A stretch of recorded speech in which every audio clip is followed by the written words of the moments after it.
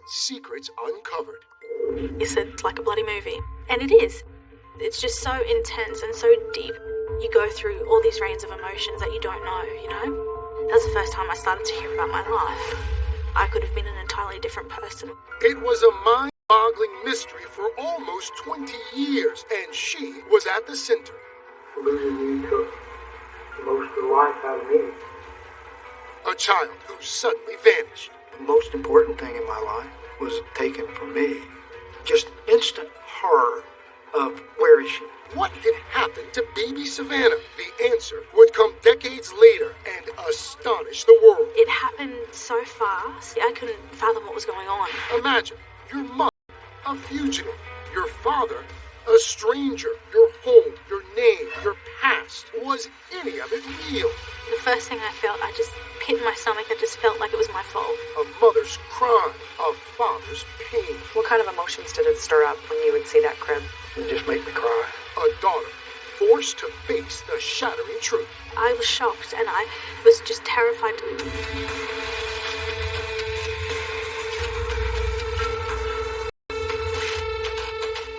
Hello, and welcome to Dateline, Secrets Uncovered. It started as a custody battle, but turned into an international mystery. Harris Todd had his heart broken by a failed marriage, then shattered when his beautiful baby Savanna was kidnapped. The determined dad would stop at nothing to track her down. Meanwhile, Savanna grew up unaware that her identity was fake. Would she ever meet her real father? Here's Andrea Canning with Finding Savanna.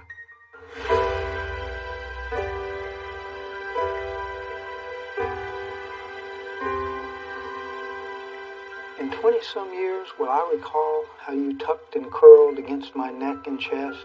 A father's love. Harris Todd once tried to put it into words. In 20-some years, will I recall how I often held you long after you had fallen asleep, listening to you breathe. Tried to express what it meant to cradle his baby daughter Savanna. And you, what will you remember of these wondrous days as a baby girl alone with your old father, whose entire life you now are? Back in 1994, Harris could not imagine that these wondrous days would abruptly end, that the next 20 years would turn a father's love into life out of me. And sometimes I feel like I'm already dead and just haven't fallen over yet. It all began in Charleston, South Carolina, when Harris, a financial advisor, met a beautiful flight attendant named Dorothy Lee Barnett. Everyone knew her as Lee. When she's at her best, she's a very vivacious and attractive and alluring person. Very lively and interested in a lot of things. She was very outgoing, very friendly. She lived life to its fullest. Patty Roth was a fellow flight attendant and one of Lee's best friends. They had traveled the world, but Patty said Lee ultimately wanted a conventional life. Lee and I both wanted marriage, we wanted children, we wanted animals, we wanted the picket fence. Harris thought that he could build that life with Lee, but early in their relationship, he noticed some problems. He said she was overly emotional and sometimes quick to anger. Still, he thought love would conquer all. I suffer from the misconception that I can fix things, that I can make things better. They married in December 1991, but within months, Harris said, it became apparent that his fixing skills were no match for Lee's behavior. I mean, I never knew what was going to face me when I came through the door after work. And it could be nothing, and it could be nothing but screaming and yelling and throwing pots. Things got so bad, Harris told Lee he wanted a divorce. He said Lee told him she was pregnant. Everything fell apart when she told him that she was pregnant. Patty said what actually made the marriage go sour was Harris's refusal to have children. He wanted her to terminate the pregnancy, and that was just not an option for Lee. It broke her heart. Lee says that you didn't want her to have the child. Not at all true. I never said that. Not once. Either way, the marriage was over. Harris left Lee when she was still in her first trimester, and Lee initiated divorce proceedings. When baby Savanna was born in May 1993, she asked for full custody. I felt at the end of the day Lee would have her child. Harris would have visitations. But to everyone's surprise, Harris countersued. You decided you wanted full custody? From my point of view, I decided that before the baby was born. It was like a responsibility that I suddenly realized had, if you will, been thrust upon me. The fight for Savanna turned into an epic battle, a family court showdown that became one of the longest and most contentious that Charleston had ever seen. There will be mothers everywhere saying, shame on him. How can he, try to rip that baby from her arms? When I just felt that I was the more stable parent. At the hearing, Harris and others testified that Lee's behavior was erratic, sometimes violent. One psychiatrist testified that Lee had a mood disorder. According to Harris's lawyer, Graham Sturgis, Lee's emotional outbursts were on full display in the courtroom, so much so that the judge had to take action. As the case wore on, it's clear that her level of anxiety and frustration rose until the judge required that a bailiff stand behind her chair with his hands on her shoulder to keep her seated. some people might say she felt maybe that her baby was slipping away from her, and that any mother might start to lose her mind a little bit in court. I think there's truth in that, but it's also indicative of her inability to control her behavior. But on Lee's behalf, 2 other psychiatrists testified she had no mental or emotional disorders and was a perfectly fit parent. And as for her allegedly manic behavior, Patty and other friends testified they had never seen it. I saw Lee almost every day for a couple years, and I did not see any episodes like that. She was full of life, she had a lot of energy, absolutely saw no depression. After 2.5 weeks of acrimonious testimony, it was up to the judge. Harris was with the toddler when the phone rang. Savanna and I were in the yard, and it was a warm day, and she was barefoot walking on the grass. What do you hear on this phone call? The judge awarding me full and sole custody. Harris was too emotionally depleted from the vicious custody battle to jump for joy, but he was surprised by what he suddenly felt. That overwhelming sense to protect and care for a child. I didn't anticipate the depth. Were you feeling an intense bond with Savanna at this point? Oh, tremendous. I've never been happier in my entire life. But Lee was reeling from the verdict that allowed her to see Savanna only every other weekend. The judge wrote in his ruling that the psychological and emotional problems experienced by the mother, if left untreated, will create conflict and havoc in the child's life. She was angry. She thought it was corrupt. Babs McCambridge was Lee's friend and Savanna's babysitter. She went with Lee to pick up Savanna for a visitation weekend 2 weeks after the verdict and said she was horrified when Harris handed over baby Savanna. She had black and blue marks on her forehead. She had blood on her nose. Lee sat in the back seat with the baby, and she was crying, and we went to the emergency room. Did you ever harm Savanna? Did you ever abuse her? Heavens no. She fell when she was with my mother at the house. That's all it was. The emergency room report. The ER doctor wrote he found no signs of abuse. I mean, I would never have let a hair on that baby's head be harmed. But Lee was convinced Harris was an unfit parent and refused to return Savanna until Harris forced her to do so by emergency court order. The situation seemed to stabilize for a time, but then came April 24th, 1994, a date Harris would remember forever. Savannah had been with Lee for a weekend visitation, and once again, Lee failed to bring the baby back. But when Harris went to Lee's home, nobody was there, and then all calls were fruitless. Nothing turned up. Was there a moment where you thought, I'm getting really scared here. I think that maybe my daughter's not coming back? No, I didn't even imagine anything that horrible. Coming up, where had they gone? You have that just instant horror of where is she? A father's misery would soon become a worldwide mystery. Did you worry that Savanna could be in danger? Yes. When Dateline, Secrets Uncovered continues.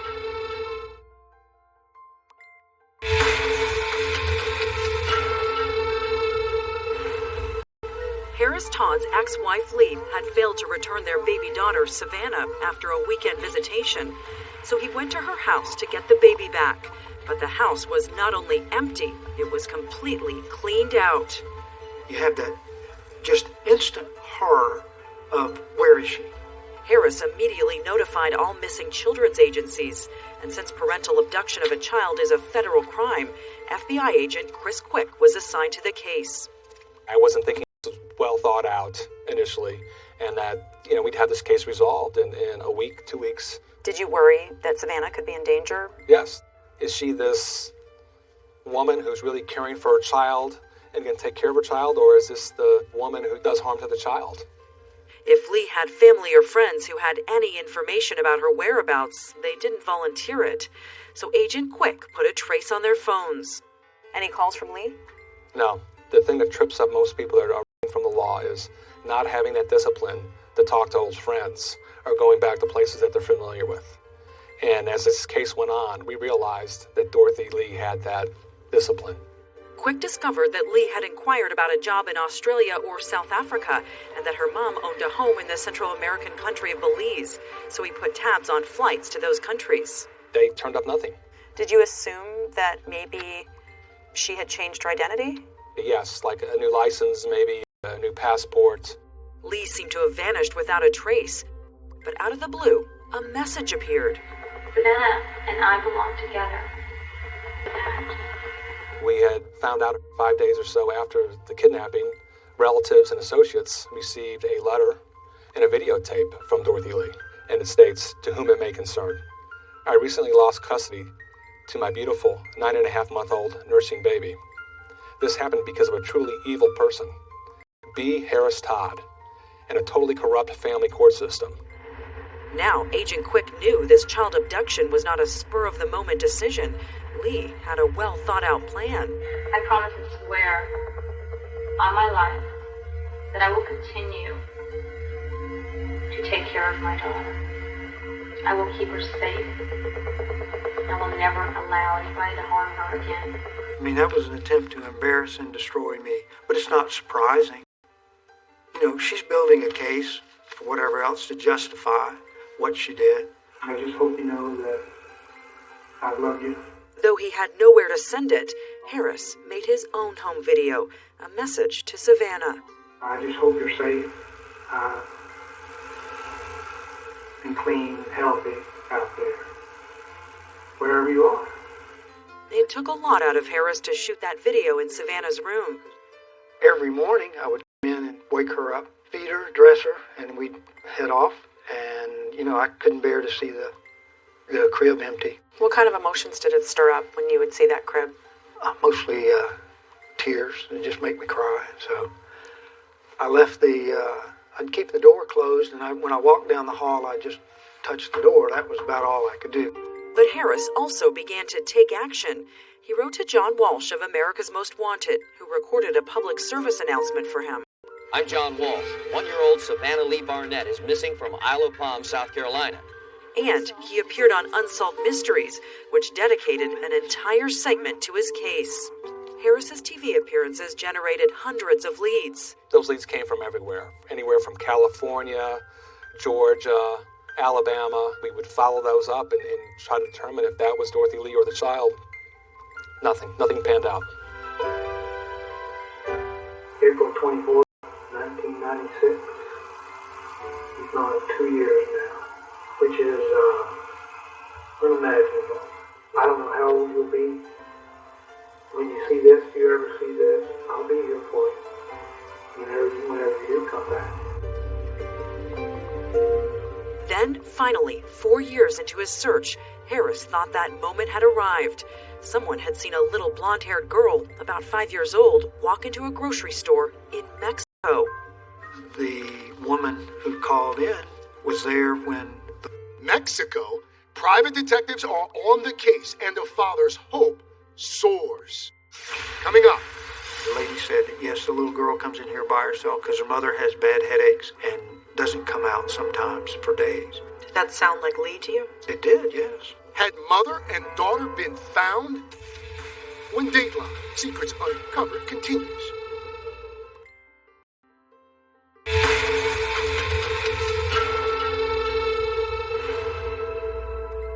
So this is where I keep all the files and notebooks that I've amassed over the years. I've got everything in here from maps and letters and copies of everything. Are there a lot of dead ends here too? Oh, there are plenty of dead ends. After 4 years of searching, Harris Todd thought he'd found his daughter in a small town in Mexico, especially after a source gave a description of the girl's mother.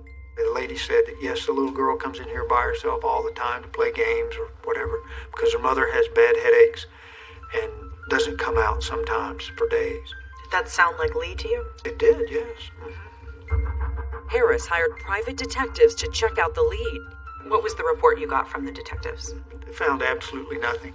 You know, they checked everything out. They went everywhere, and they never found the little girl, for that matter.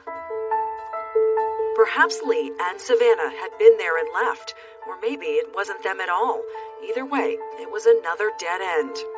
You run through this cycle of excitement and disappointment enough times, and you just say, well, look, do you really want to put yourself through that again?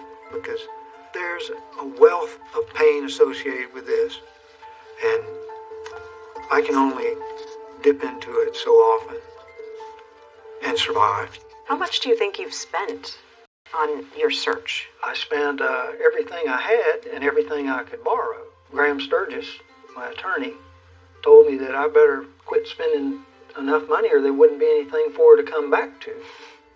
FBI agent Chris Quick knew the chance Savanna would come back was getting smaller and smaller.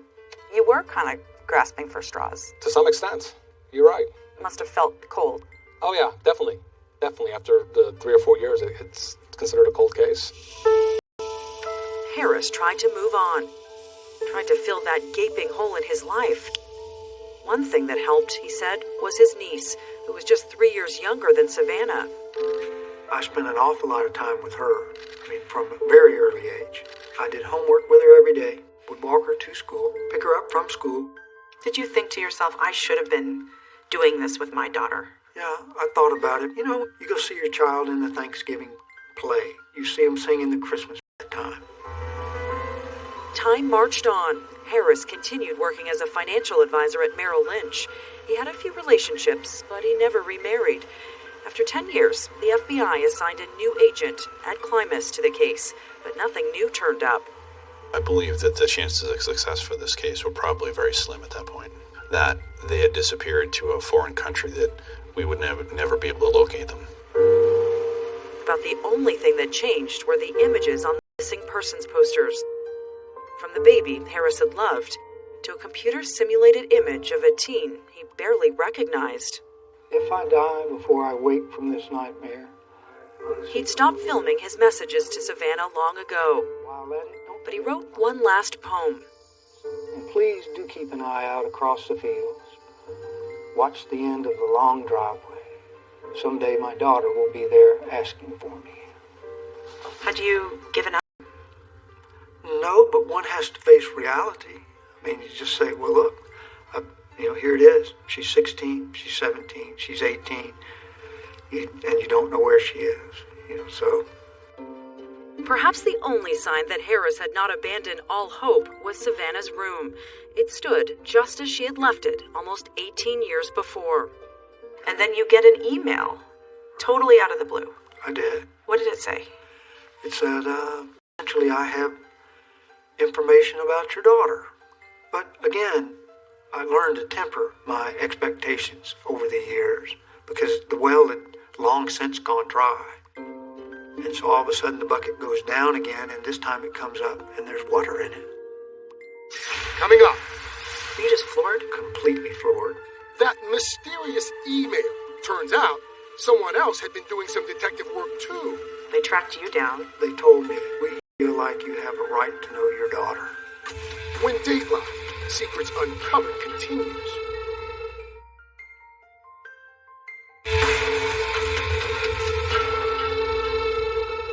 Welcome back to Dateline, Secrets Uncovered. I'm Craig Melvin. Harris Todd was used to hitting dead ends in the desperate search for his daughter Savanna. As the years passed, the chance of a reunion grew more and more dim. But halfway across the world, a couple had uncovered a startling secret, one that would change the course of the investigation. Once again, here's Andrea Canning with finding Savanna. Almost 18 years had gone by since Harris had seen his daughter Savanna, so it was hard to comprehend the email that arrived in the early morning hours of November 27th, 2011. A single line that said, "I'd like to speak with you." This is real? Yes. Yeah. The email was from a couple living in a beach town on the Sunshine Coast of Australia. They claimed to have known Lee and Savanna for more than 12 years. Harris immediately wrote back. Do you have any pictures, anything that you could send me to corroborate this? It's a horrible thing to have to admit that I have no idea what my daughter would look like at this age. But you would know what your ex-wife would look like. I would. The photo arrived a couple of days later, and there was no doubt that was his ex-wife, Dorothy Lee Barnett. And there, on the opposite side, stood a tall girl, nearly a woman.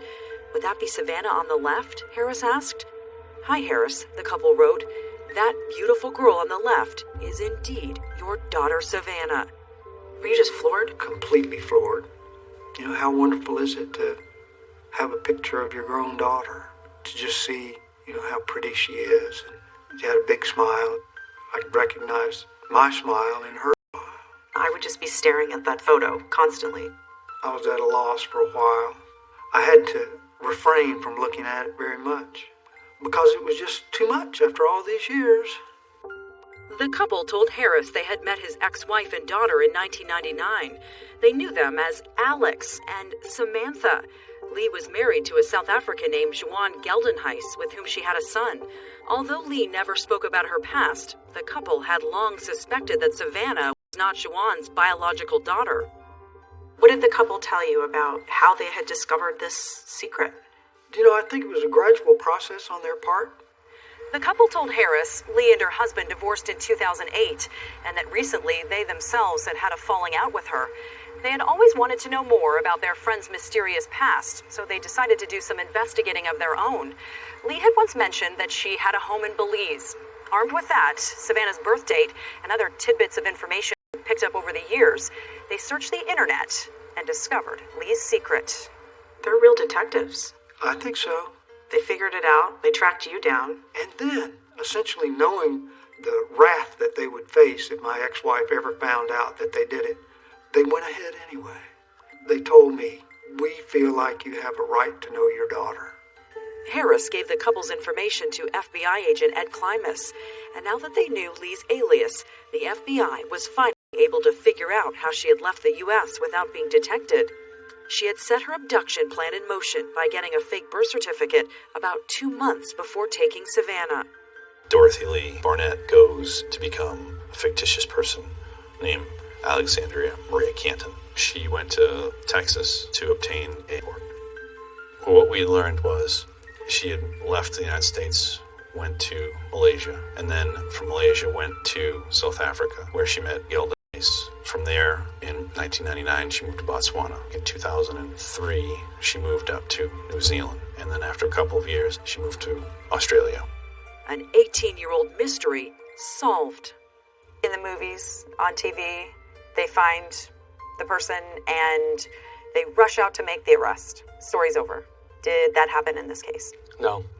We had to get the State Department involved, the Department of Justice involved, and we had to get a provisional arrest warrant that the Australians would accept because we have to abide by their laws.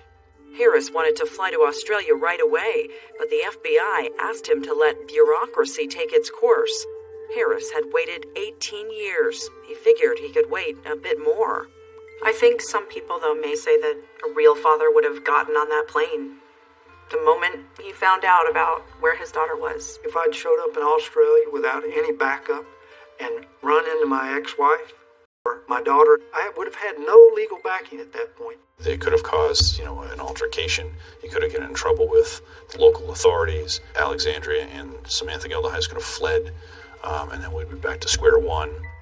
A year passed, then almost 2. That was too much, even for a patient man like Harris. He bought his plane tickets and told the FBI he was going no matter what. You weren't going to wait anymore. I wasn't going to wait anymore, and it just so happened that suddenly the paperwork went from the bottom of the stack to the top. Harris's determination may have forced law enforcement's hand. On November 4th, 2013, 2 days before he landed in Australia, Lee was finally arrested. She didn't appear surprised. She was very cordial, and she seemed to be very calm.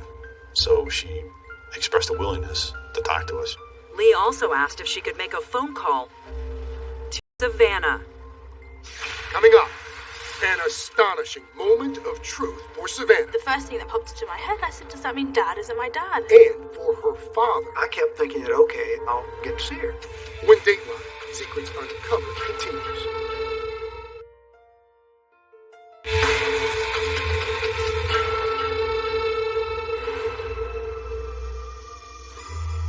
When Australian police and the FBI showed up at Lee's doorstep, she didn't seem surprised.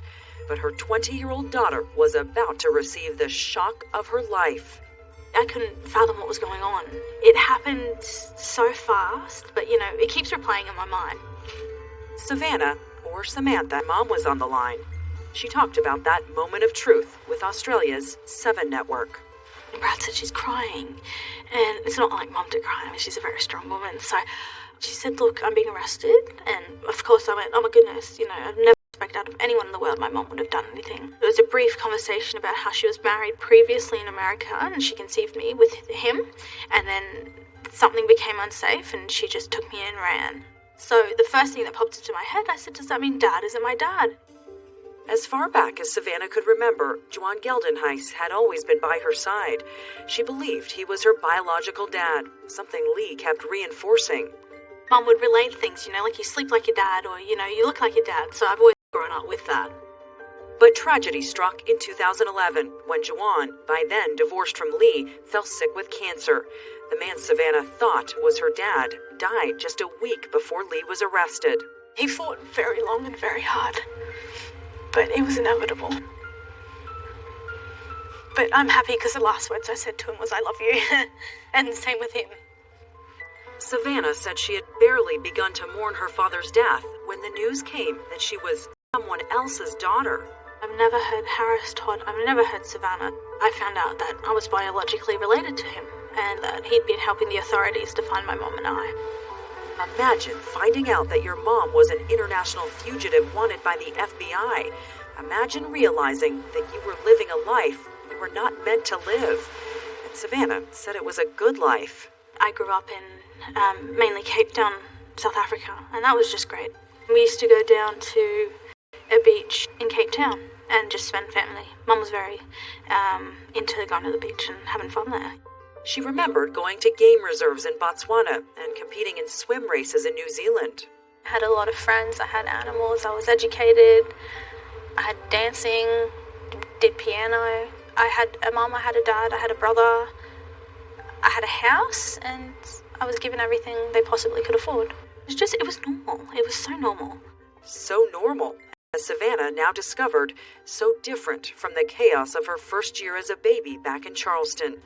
She scoured the internet for articles written in the U.S. about the life she never knew, read about the custody battle, about how Harris and others described her mom as mentally ill and violent. I've never, ever seen anything like that in my entire life. She's not got a mental illness. She's not violent. Unless she's done this whole 180 and changed her entire attitude, then it's not who she is. So who was the mother that Savanna knew? The most important thing, I think, is her compassion and the ability to encourage anyone and everyone. She was afraid, she said, that with the revelation her mother was a fugitive, Lee's Australian friends would abandon her. But they did not. Everyone stepped up and they said, what can we do? I had about 20 people living at the house trying to help me with everything. And, so it really, really shows that everything that she's given to them, they're giving back to her. Word of Lee's capture had reached Charleston. Savanna was flooded with supportive emails and phone calls from Lee's former friends and from family. She had often wondered about her relatives in the United States, like her grandmother and her uncle. Now suddenly she was meeting them for what seemed like the very first time. Beautiful house and my beautiful granddaughter. Oh my goodness, looks like her mommy did. Now the biggest reunion of all seemed like it was about to happen too. Lee was in an Australian jail fighting extradition back to the U.S., and the man she wanted to keep away from Savanna all those years was just a few miles away, asking to meet his long-lost daughter. The FBI interviewed my daughter, and they informed her of me. I was told that she was looking forward to meeting me. But Savanna's priority was to get her mom out of jail, not meet the man who helped put her behind bars. So I slept on it for a couple of nights and I created an email and I just said I appreciate everything, but right now I can't even sit down to eat, so I appreciate him coming over, but I'm sorry, that's pretty much what it was. There would be no emotional meeting between father and daughter, at least not in Australia. If Harris was disappointed, he didn't show it. He learned long ago to keep his emotions at bay. Was it heartbreaking for you that you went all the way over there and she wasn't ready to see you? No. But we're talking about your daughter. Right. And seeing your daughter and hugging her and telling her, I'm your dad. Yeah, well, I didn't give up on that. I was there for about a month. And it wasn't until the third week that I finally realized that just wasn't going to happen. So Harris flew home, wondering if he'd ever see his daughter.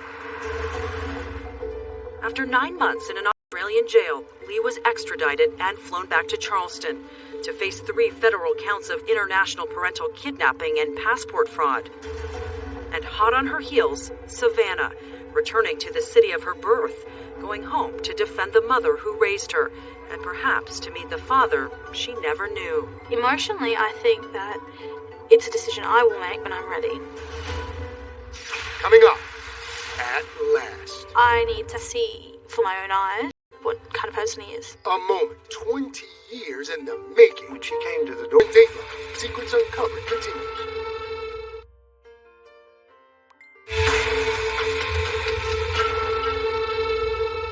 Welcome back. Lee Barnett's secret identity was blown. On a tip from 2 former friends, the FBI had the fugitive arrested in Australia, where she lived with the daughter she abducted decades earlier. Harris Todd's gut-wrenching journey to find Savanna was almost over. The infant he once knew was all grown up and about to return to her birthplace. But would this be a happy homecoming? Here's Andrea Canning with the conclusion of Finding Savanna. In December 2014, Savanna, with her boyfriend along for support, returned to Charleston for the first time in 20 years. She came for her mother, who was behind bars facing kidnapping charges and a prison sentence. For 20 years, all of America's been like, she's crazy or she's stolen a kid, and no one knew whether I was safe or not. So first off, me coming back happy, healthy, and grounded would have to raise some questions, Samantha has gone on record as saying she never saw anything wrong with her mom. She had a loving childhood, great relationship. It really flies in the face of everything that we heard early on. Well, there's a saying, we don't know who discovered water, but we're certain it wasn't a fish. And a lot of times you can be raised in an environment and not necessarily know what it was until you happen to get outside of that environment and look back in. Savanna returned home to a big welcome as Lee's old friends gathered around to see her baby daughter, all grown up now. To Patty Roth, Lee's close friend, who had held Savanna the minute she was born. Anna and Ivy and Lainey. And Patty's daughters, who would have been her friends.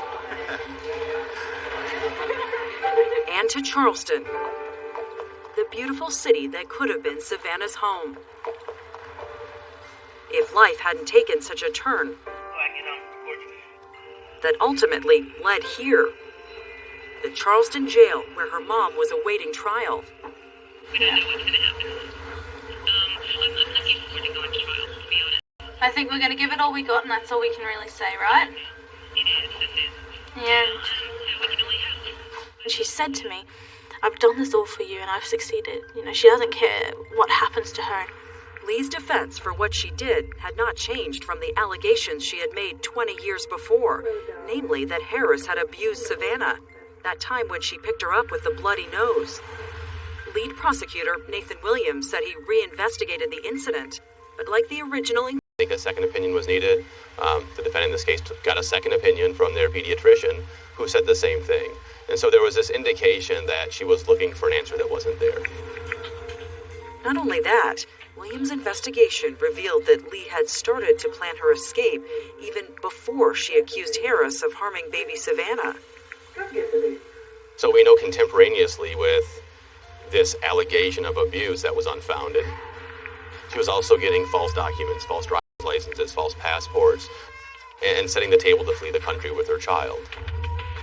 To try to rationalize it and claim that it was based on something that isn't true to me is a clear indication of guilt.